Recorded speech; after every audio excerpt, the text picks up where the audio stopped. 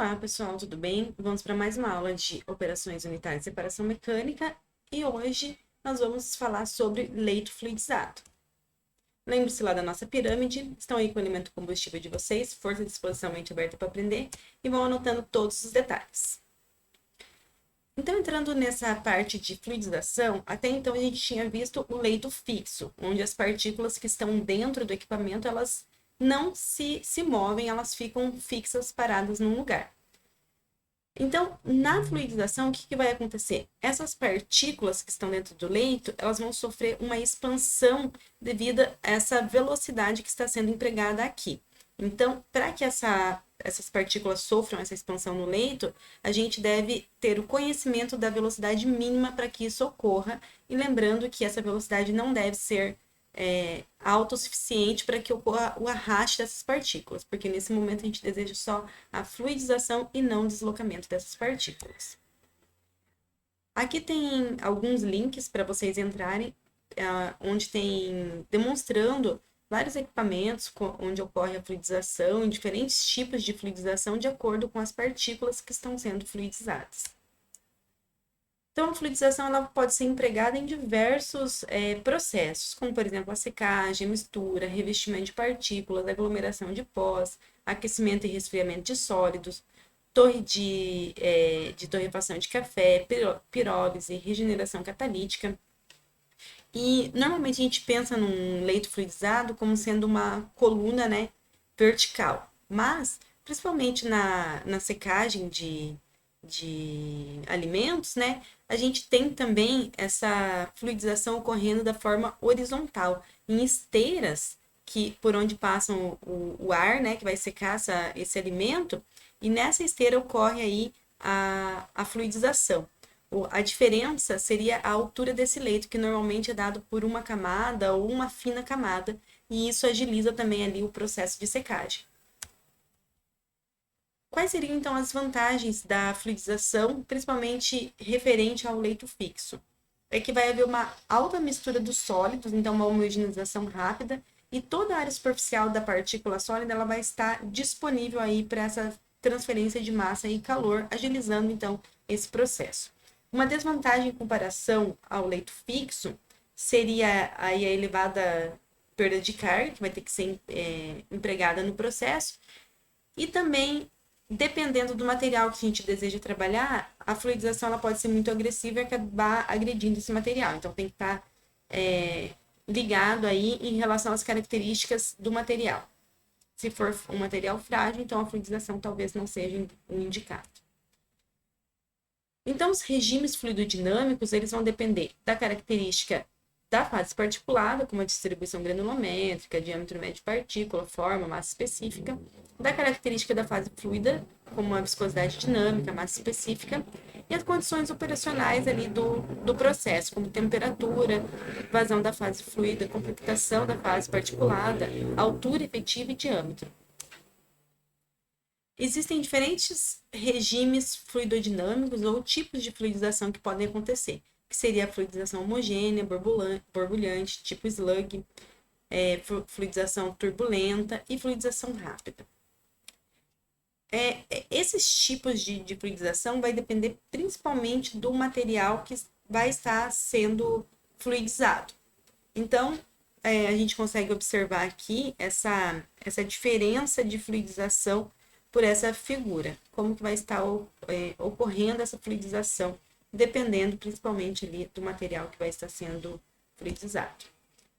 Existe um gráfico, né, uma correlação, um diagrama empírico, que a gente consegue descobrir, determinar qual o tipo de fluidização que vai estar sendo ocorrendo, relacionando o diâmetro da partícula com a diferença entre a densidade da partícula e a densidade do fluido. Então, entrando com esses dados aqui, a gente cruza esses dados, né?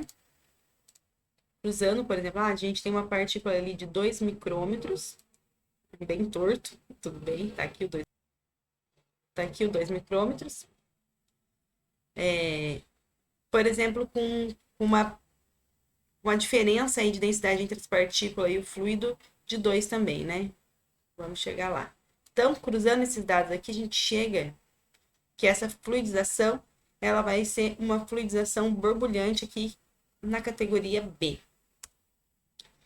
Falando um pouco sobre essas categorias, por exemplo, o grupo A, que é a fluidização com aeração, vai ocorrer aí em particulados ao serem fluidizados por gás, que vai acarretar uma expansão desse leito, apresentando uma fluidização homogênea ao atingir uma velocidade mínima de fluidização, seguido por uma fluidização borbulhante à medida que aumenta a velocidade do gás. Um exemplo desse tipo de fluidização seriam as partículas de FCC utilizadas aí no craqueamento catalítico do petróleo.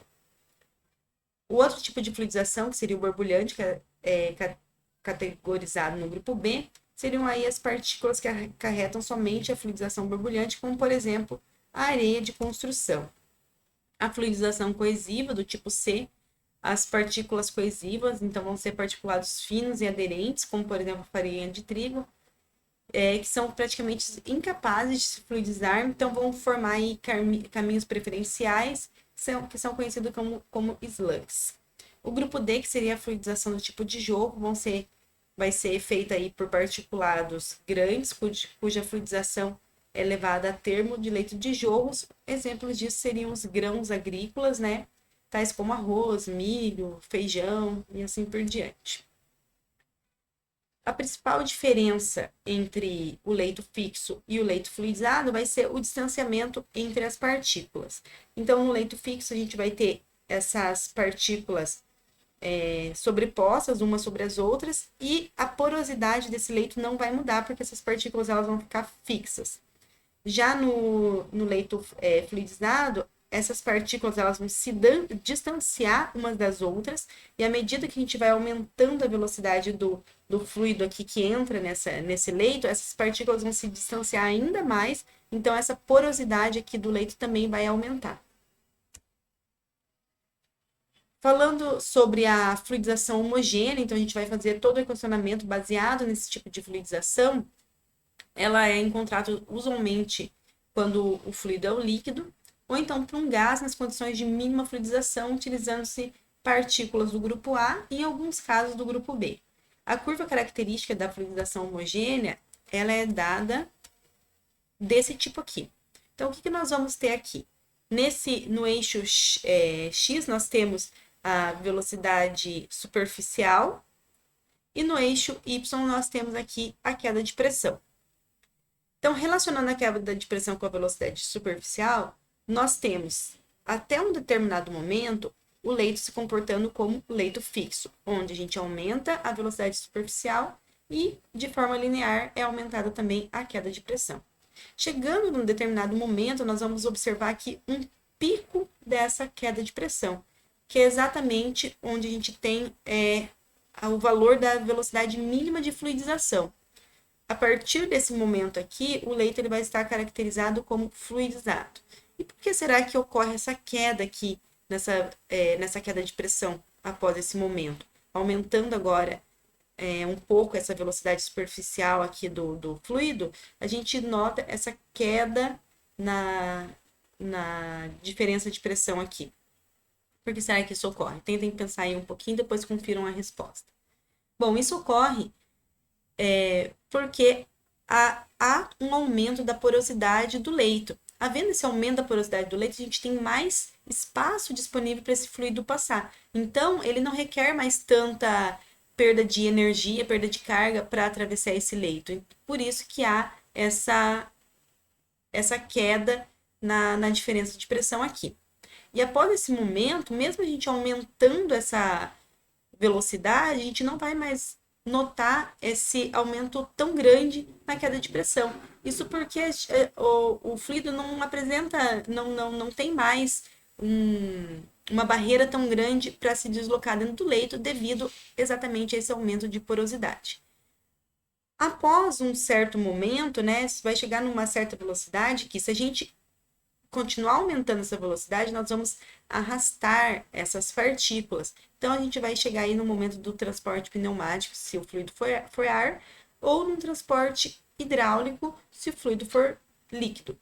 No caso aqui eu falei ar, né? Mas pode ser um gás, não precisa ser necessariamente o ar para o transporte pneumático.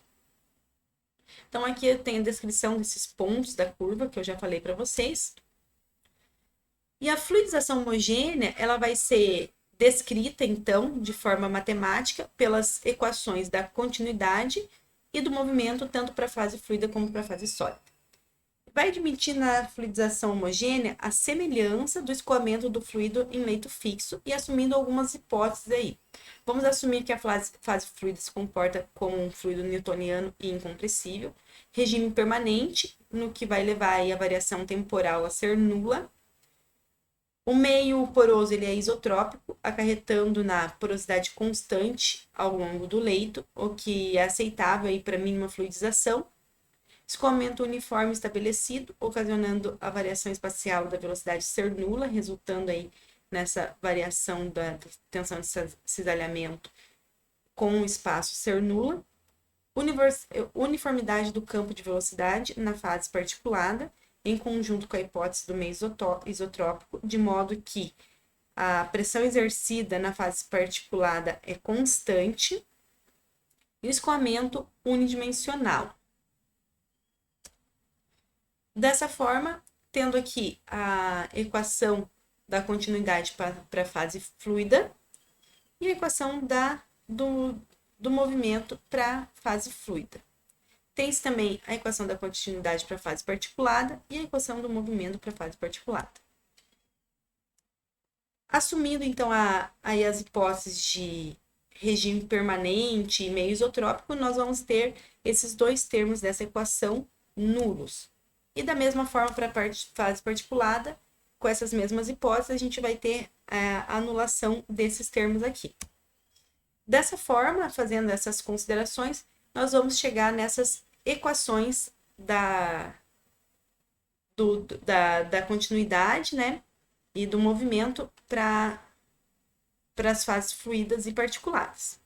Então, considerando aqui essa pressão exercida na fase fluida, lembrando que esse M não é massa, né? Esse M é a força resistiva que a gente está trabalhando, a porosidade do leito, a densidade do fluido e a densidade da partícula. Falando agora sobre o início da fluidização, que seria essa mínima fluidização, nós vamos ter que a força resistiva associada à interação entre as partículas expandidas, em virtude do escoamento ascendente do fluido, ele vai se igualar ao peso aparente da partícula. O que é o peso aparente? É essa subtração entre o peso da partícula e o peso do fluido. Então, dessa forma, a força resistiva vai ser dada por essa equação aqui, nas condições de mínima fluidização. A queda de pressão nas condições de mínima fluidização, com as mesmas considerações que já foram feitas, e considerando a definição de pressão piezométrica, que seria a pressão mais a força ali devido à coluna do fluido sobre essa partícula, a gente vai ter que a força resistiva vai ser dada por essa variação de pressão devido a essa variação de altura aqui também. Se a gente integrar essa equação nas condições de mínima fluidização, nós vamos ter que a queda de pressão na mínima fluidização, ela pode ser relacionada com a altura na mínima fluidização. Lembrando que essa altura na mínima fluidização, ela não é a altura do leito fixo, porque na mínima fluidização já vai haver ali um deslocamento das partículas. Ela vai estar próxima à altura do leito fixo, mas não vai ser a mesma. Então, se a gente igualar as equações 182 e a 184, então a 184 é essa equação aqui, e a 182 é essa equação. Então, nas condições de mínima fluidização, a gente pode igualar essa força resistiva aqui, né? Então, igualando essas duas equações, nós vamos chegar a essa equação da queda de pressão, que a gente relaciona ela com o peso aparente da partícula. Passando, multiplicando aqui essa altura mínima de fluidização, a gente chega a essa equação para queda de pressão na mínima fluidização. Resultados empíricos, né, mostram que essa queda de pressão nas condições de mínima fluidização pode ser relacionada aí com a massa de partícula no leito. Lembrando que isso daqui agora é massa de partícula no leito. O que a gente tinha visto aqui anteriormente, esse M aqui é a força resistiva aplicada aqui nesse processo. E aqui essa força resistiva na mínima fluidização. Agora, esse MP é a massa de partículas contida no leito, e essa área é a área da seção transversal do leito. Se o leito for cilíndrico, né? Então, essa área vai ser dada por essa equação aqui. Essa, então, é a queda de pressão na mínima fluidização. Dessa forma, se a gente igualar essas duas equações aqui, essa equação 186 com essa equação 187, nós vamos chegar aqui na fração de vazios, na porosidade de mínima fluidização. Então, essa porosidade aqui, ela pode ser obtida experimentalmente, né? Relacionando a massa de partículas do leito com a altura de mínima fluidização que a gente consegue observar também de forma experimental. Então, essa equação é a equação da fração de vazios nas condições de mínima fluidização. Referente à altura do leito, a gente sabe que a gente consegue relacionar a altura do leito num determinado instante com a altura do leito num outro determinado instante por meio de um balanço de massa. Então, nós vamos ter que uma determinada altura do leito, relacionando essa porosidade para essa altura do leito, ela vai ser igual a uma outra determinada altura do leito por uma outra porosidade. Por que eu falo isso, né? Porque se a gente aumentar a velocidade do fluido no leito, por exemplo, aqui, a gente tem um leito. E as partículas, vamos dizer que elas estão até aqui nesse leito. E aqui a gente está empregando uma determinada velocidade V1, certo? Então, esse leito ele vai ter essa altura aqui. Se a gente empregar uma outra velocidade nesse leito aqui, agora vamos dizer que essa velocidade vai ser V2. Então, agora nós vamos estar empregando aqui a velocidade V2.